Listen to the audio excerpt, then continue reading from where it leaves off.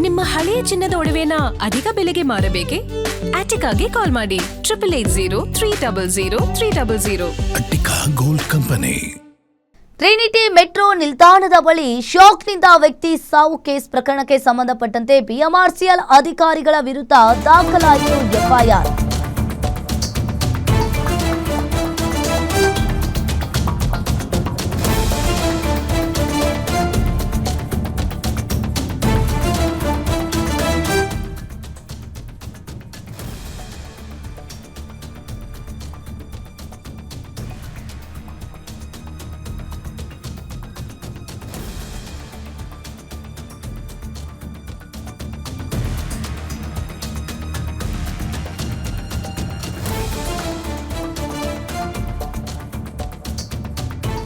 Trinity metro ನಿಲ್ದಾಣದ ಬಳಿ ಶಾಕ್ನಿಂದ ವ್ಯಕ್ತಿ ಸಾವು ಕೇಸ್ ಪ್ರಕರಣಕ್ಕೆ ಸಂಬಂಧಪಟ್ಟಂತೆ ಬಿಎಂಆರ್ಸಿಎಲ್ ಅಧಿಕಾರಿಗಳ ವಿರುದ್ಧ ದಾಖಲಾಯಿತು ಎಫ್ಐಆರ್.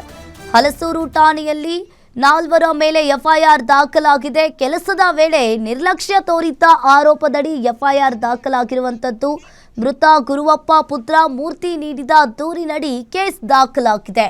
A1 ಸೂರಜ್ ಗುತ್ತಿಗೆ ಕಂಪನಿ, A2 ರಾಜೇಶ್ ಕಂಪನಿಯ ಇನ್ಚಾರ್ಜ್, A3 ಮಾನಸ ಗುತ್ತಿಗೆ ಪಡೆದ ಕಂಪನಿಯ ವ್ಯವಸ್ಥಾಪಕರು, A4 ಬಿಎಂಆರ್ಸಿಎಲ್ ಅಧಿಕಾರಿಗಳು ಅಂತ ಎಫ್ಐಆರ್ನಲ್ಲಿ ದಾಖಲಾಗಿದೆ.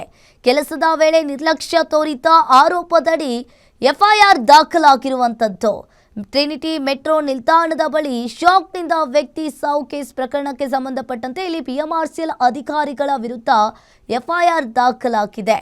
ಇನ್ನು ಕೆಲಸದ ವೇಳೆ ನಿರ್ಲಕ್ಷ್ಯವನ್ನ ತೋರಿದ್ದ ಆರೋಪದಡಿ A1 ಸೂರಜ್ ಗುತ್ತಿಗೆ company, A2 Rajesh company incharge, A3 Manasa ಗುತ್ತಿಗೆ ಪಡೆದ ಕಂಪನಿಯ ವ್ಯವಸ್ಥಾಪಕರು, A4 ಬಿಎಂಆರ್ಸಿಎಲ್ ಅಧಿಕಾರಿಗಳು ಅಂತ ಎಫ್ಐಆರ್ ದಾಖಲಾಗಿರುವಂಥದ್ದು.